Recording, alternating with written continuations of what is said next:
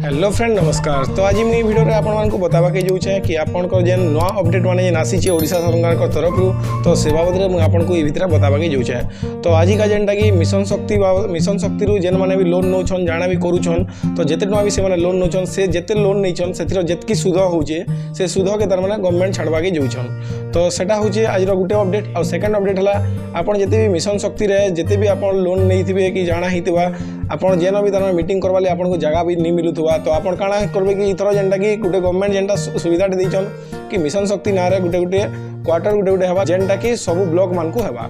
तो से ब्लॉक के जेगुरी मिशन शक्ति जेतकी अछन लेडीज माने जेन माने कि मिशन शक्ति जड़ित अछन तो से माने सेना मीटिंग खटिंग करबे जाना भी ताकर सुविधा असुविधा सब सेना करबे और ऑफिस रो जहाँ भी काम को जाना थी ताकर से माने सब सेना करि पारबे।